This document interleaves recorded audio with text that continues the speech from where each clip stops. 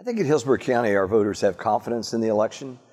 We work hard to try and instill that confidence through the transparency that we do. There's a lot of emotion out there right now, but I think that, our voters are doing a good job.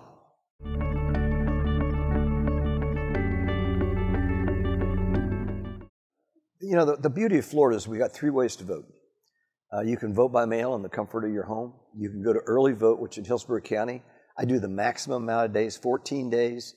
In the general election here, it'll be from 7 a.m. to 7 p.m. at 26 locations around the county. And then you've always got the last day to vote, that's Election Day. Election Day, we're going to have 246 polling sites spread throughout the county. So the access is there for people. We actually have, for disabilities, there's a process to get a vote-by-mail ballot and receive it through a organization that helps deal with people with sight impairment. So there's a tremendous amount of accessibility.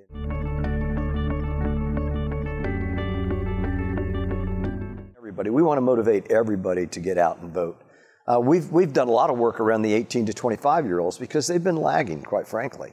And we've engaged with the universities here in town and also with some of the young groups through Emerge and the Tampa Chamber to try and get that word out and get these younger people a little bit more energized, and I think they are.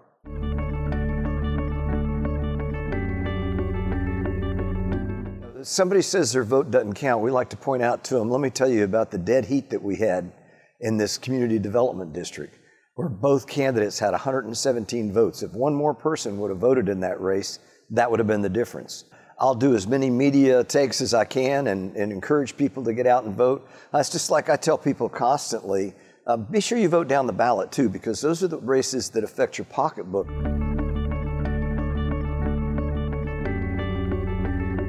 Now in the United States, there's over 10,000 jurisdictions that independently run elections.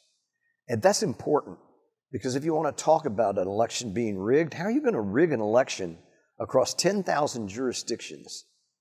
I can't even imagine what that would take myself. And I don't know how you would do it either. So it's just like in our state. I'm not connected to any other county here. We're totally standalone. Our server that houses our election management software is a standalone air-gapped system, not connected to the internet or the intranet.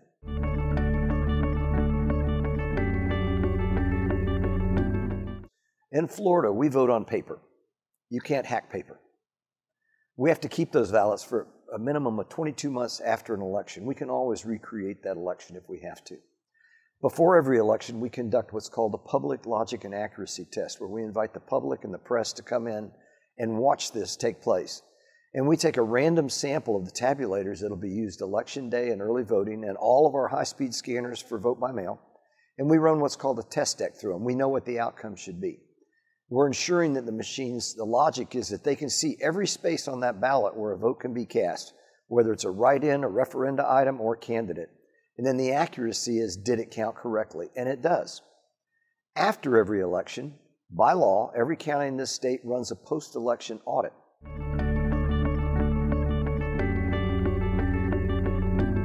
My best advice is go to my website, votehillsborough.gov. There's a tremendous amount of information on there. You can actually look yourself up. You can pull your specific sample ballot off of there. More importantly, if you're a first-time voter or maybe the first time you're voting in person, look for my long series of short videos that covers everything from redistricting, overvotes, undervotes, vote by mail. Actually gives you a back house tour of our entire office here. So that's a great resource. You're able to look up a tremendous amount there.